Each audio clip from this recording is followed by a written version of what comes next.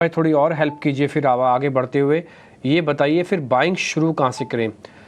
सबसे आसान तरीका तो हो सकता है देश के टॉप 50 कंपनीज के साथ ही शुरुआत कर ले, लेकिन मान लीजिए अगर वो किसी के पास पहले से ही पड़ा हो और उसको थोड़ा स्पेसिफिक तरीका ढूंढना हो, तो फिर कैसे पकड़े शेयर्स?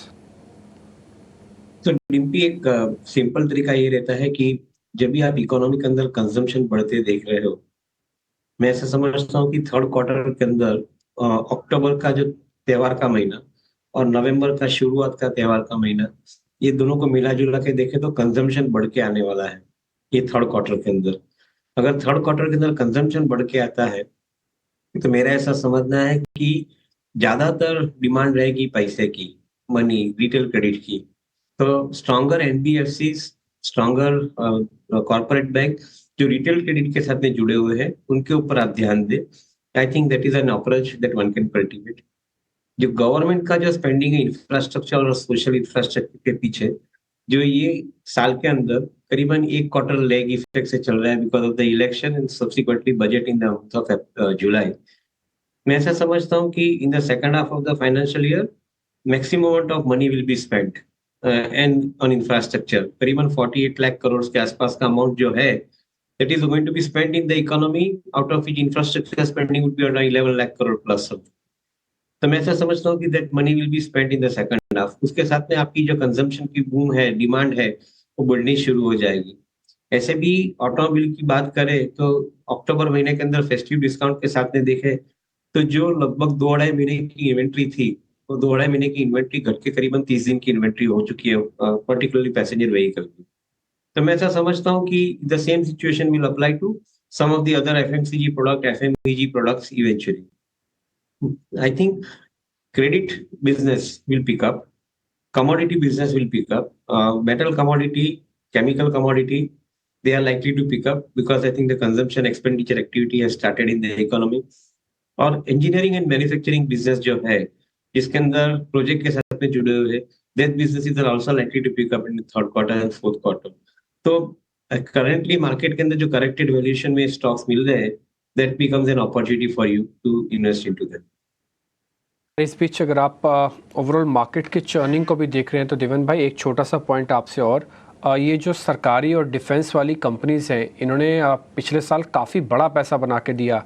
और मैं थोड़ा इसको कोट अनकोट करके बोल रहा हूँ, इसको कोई बुरा ना माने, काफ़ी सारी लोगों की आदत बिगाड़ दी कि जो डिफेंस और रेलवे कंपनीज ने जो पैसा दिया, काफ़ी सारे लोगों को लग रहा है कि पैसा बनाना इतना आसान होता है तो क्यों ना मार्केट्स में आया जाए। लेकिन इस बार का छोटा सा ही शेक उनको डरा भी रहा है। तो सर, ये डिफेंस और रेलवे कंपनीज पर आपका टेक क्या है? ये एक सेकंड राउंड में और तेजी बनाएंगे या फिर सफिशिएंट हो चुका है इनकी बढ़त अभी? तो डिम्पी, इन्वेस्टर को एक मार्गदर्शन के हिसाब से दिखाए तो शायद उनको एक चीज बतानी जरूरी बनती है। रेलवे, डिफेंस, पब्लिक सेक्टर के जो कारोबार है, ये जो कारोबार है वो कारोबार काफी हद तक स्ट्रांग बिजनेसेस है। उनके बिजनेस के अंदर कोई सेकंड थॉट नहीं है। मगर आई थिंक एक चीज के ऊपर ध्यान देना जरूरी बनता है। अगर आपकी इकोनॉमी, नॉमिनल इकोनॉमी आपकी 11.5-12% के बेसिस पे ग्रो होती है और उसके ऊपर आई थिंक ये कंपनियों करीबन 15 से 20% के बीच में ग्रो होती है, तो डेट मीन्स कि it is a natural sustainable growth for this companies because government is spending money. ये विजिबिलिटी बहुत अच्छी है। 2030 तक गवर्नमेंट ने रोड मैप रखा है इकोनॉमी के अंदर इंफ्रास्ट्रक्चर के ऊपर स्पेंड करने का, रेलवे के अंदर स्पेंड करने का, डिफेंस के अंदर स्पेंड करने के लिए गवर्नमेंट ने एक रोड मैप रखा है। तो ये विजिबिलिटी बहुत अच्छी है। मगर ये ग्रोथ जो है वो 15 से 20% के ऊपर नहीं आ सकता है because I think it is connected with the economic growth, growth in the economy. तो मैं ऐसा समझता हूँ कि जो प्रीमियम वैल्यूएशन रेलवे कंपनी को या डिफेंस कंपनी को या government owned public sector undertaking को दिए गए थे, उसके अंदर बदलाव आना जरूरी है। ये प्रीमियम वैल्यूएशन सस्टेन नहीं हो सकता है। अगर आप 15 से 20% के बीच में ग्रो कर रहे हो कंपनी के अर्निंग को, तो आप कंपनी के अर्निंग, कंपनी का वैल्यूएशन 50, 60, 70, 80, 90, 100 तक नहीं रख सकते हो। ये मॉडरेट होकर 20, 30, 25, 35 के आसपास आना जरूरी बनता है। तो सर्टनली ये करेक्शन का प्रोसेस है, ये चालू है मार्केट के अंदर। काफी हद तक प्राइस करेक्शन आया है। मैं तो समझता हूँ कि I think even the time correction is also setting in. और टाइम करेक्शन करीबन 4 क्वार्टर या 6 क्वार्टर का टाइम ले सकता है। तो ये चीज को ध्यान में रखें। कंपनी के कारोबार अच्छे हैं, बट आप गलत वैल्यूएशन दोगे तो आपको वेट करना पड़ेगा।